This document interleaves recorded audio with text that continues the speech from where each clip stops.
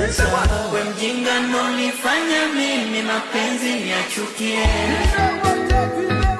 Muziki ni moja kati ya starehe pendwa duniani, hasa inapokutana na mtaalamu wa kuvigusa vyombo. Wataalamu wa afya ya akili wanaeleza kuwa muziki unaponya, muziki unaimarisha afya ya akili, lakini muziki pia unaondoa mawazo miongoni mwa watu. Leo hii tupo na Sevelin Akilei Limo, lakini kutokana na ujuzi wake wa kucheza na salato, dunia imembatiza jina jipya la DJ Lanex TZ. Ni Mchaga aliamua kuiburudisha dunia kupitia muziki. Anapogusa ngoma ya Happy ya kwake Gwiji Mondi, watu wanaruka na kusahau shida zao.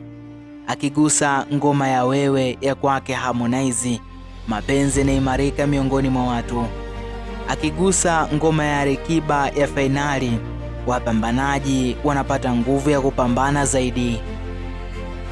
Mnamo tarehe 25 mwezi wa 10 mwaka 1997, dunia ilizawadiwa kipaji hichi ambacho kimekuja kuifurahisha Tanzania na Afrika Mashariki kwa ujumla.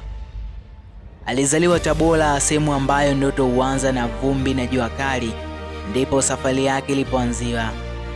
Akiwa na maono makubwa kuliko hali halisi ya mfuko wake, maisha ya kumruhusu kubaki sehemu moja yakamchukua hadi Kilimanjaro. Kule ndipo alipokulia, akajifunza kusimama kwa miguu yake mwenyewe. Akajua kuwa maisha sio bahati bali ni mapambano ya kila siku. Zanzibar akafika, visiwa vya starehe, lakini si rahisi kujaza mfuko kwa upepo wa bahari. Mwanza akapita, akapambana chini ya ziwa Victoria kama chuma kisichokubali kuyeyuka.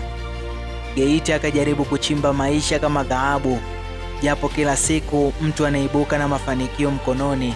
Leo hii yupo Arusha, city ya connection, survival na dreamers wengi, lakini yeye anajitenga kwa juhudi zake zisizo na kelele nyingi.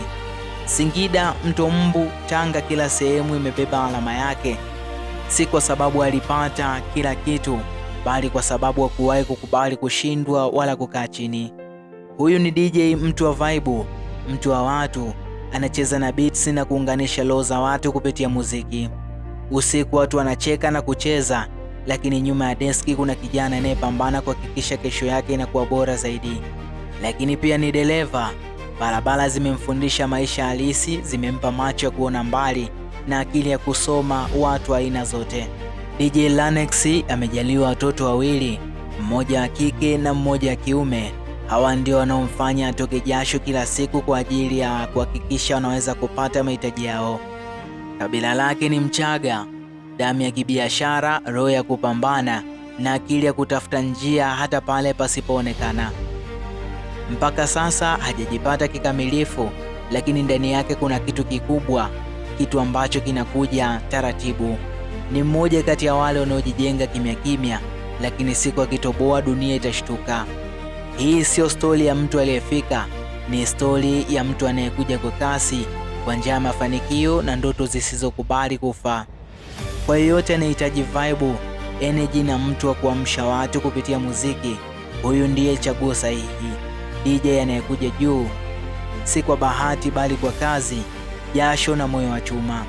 Safari bado inaendelea na jina lake linaendelea kusikika taratibu, lakini kwa uhakika mkubwa.